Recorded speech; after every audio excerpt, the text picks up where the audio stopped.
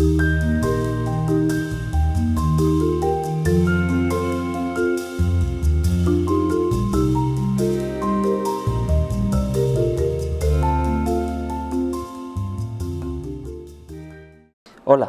en esta ocasión vamos a ver los peligros presentes en 3 productos de uso doméstico. Veremos qué ocurre con un juguete eléctrico, con un patinete y con una silla de paseo para bebés. Veremos algunos de los peligros cubiertos por las diferentes normativas de seguridad y cómo se cuantifican mediante ensayos de laboratorio según los métodos normativos. Para determinar si existe peligro de atrapamiento entre partes móviles, lo que vamos a hacer es determinar con ayuda de una denominada galga de accesibilidad si dicho mecanismo interior es accesible por parte del niño durante el uso. Cuando un juguete presenta un mecanismo sonoro, debemos comprobar si existe la posibilidad de que cause algún tipo de lesión auditiva en el niño. En este caso, el juguete presenta un mecanismo musical. ¿Qué tenemos que hacer? Comprobar que el nivel de presión sonora que se determina durante la utilización no es dañino para el niño. Como veréis, se colocan micrófonos en todas las direcciones para medir el mayor nivel de ruido que se produce desde cualquier cara del juguete. Mientras el juguete funciona, comprobamos el nivel de presión sonora recogido por cada uno de los micrófonos que se utilizan para hacer el ensayo. Fijaros cómo conforme el juguete está funcionando, el ruido va modificándose. El nivel de presión sonora se mide en decibelios y aquí recogemos cada una de las medidas de los 6 micrófonos utilizados. En los juguetes que se utilizan con pilas existe el peligro de calentamientos excesivos en caso de producirse un cortocircuito. Para comprobar que no pueden ocasionar una quemadura en el niño, tenemos que comprobar la resistencia de los materiales empleados. En este caso lo que vamos a comprobar es la resistencia que presenta la tapa de la caja de baterías a la propagación del fuego derivado de un posible cortocircuito. Vamos a aplicar el hilo incandescente durante el tiempo de ensayo y comprobaremos si hay o no propagación de llama. Fijaros como no hay una propagación de la llama, lo cual viene a decir que el producto cumple con este requisito. Con el patinete que nos ocupa vamos a determinar la presencia de peligros de bordes cortantes. Se hace mediante un ensayo normalizado que nos servirá para determinar si la piel del niño puede llegar a cortarse durante la utilización.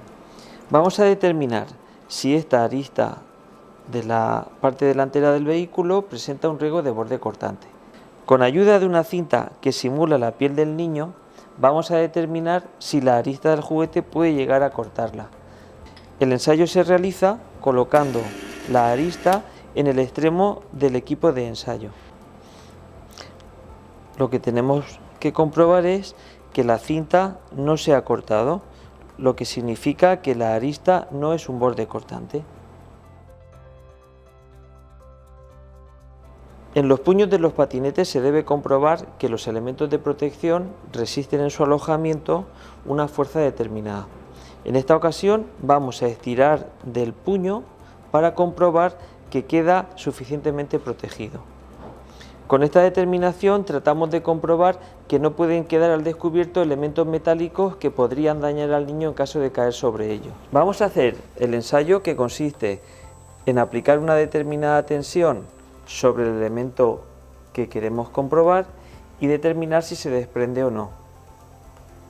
Como veis, el resultado es correcto.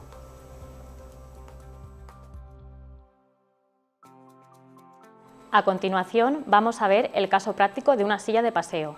Para evaluar la seguridad de este producto aplicamos la norma europea EN 1888. Este ensayo lo realizamos para comprobar que el sistema de retención es eficaz. Y en caso de caída aguantará al niño en el interior del asiento. Se realiza un giro de 360 grados en ambos sentidos y tenemos un maniquí de ensayo de 9 kilos que simula un niño de más de 6 meses. Si el asiento fuera para bebés más pequeños, usaríamos un maniquí de 3,7 kilos. En el laboratorio realizamos otras pruebas de resistencia en el sistema de retención. Por ejemplo, en este caso aplicamos 200 newton para comprobar que el sistema de cierre no se abre.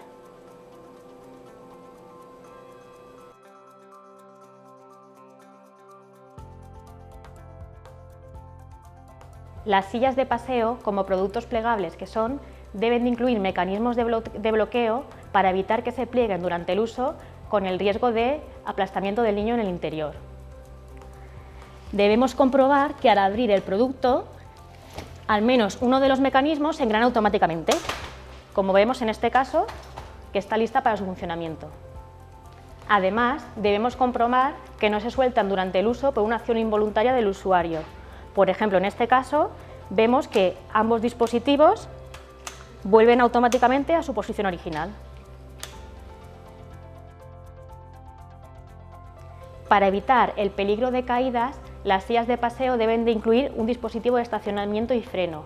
Esto evitará que en caso del vehículo en movimiento podamos pararlo para que no acceda a lugares peligrosos del entorno. Para comprobar el correcto funcionamiento del dispositivo de estacionamiento, realizamos este ensayo en una pendiente a 9 grados, accionamos el freno y comprobamos que permanece estático durante 1 minuto. En el asiento hemos colocado el maniquí de ensayo de 15 kilos y también se sitúa carga en la cesta.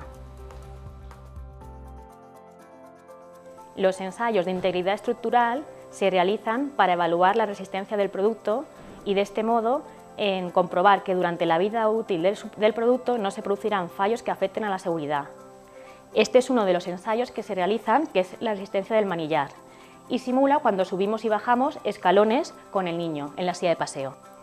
El ensayo consiste en un movimiento de subida y bajada del manillar alternativamente, que a su vez subirán y bajarán las ruedas 12 centímetros, y en el asiento situamos un maniquí de ensayo que simula el niño de 15 kilos de peso. Estos son solo algunos de los peligros presentes en los productos de uso infantil que hemos visto. Antes de poner vuestro producto en el mercado, debéis realizar las evaluaciones de riesgo necesarias para comprobar que no hay ningún peligro en el producto que se pueda materializar en una lesión para el niño durante el uso.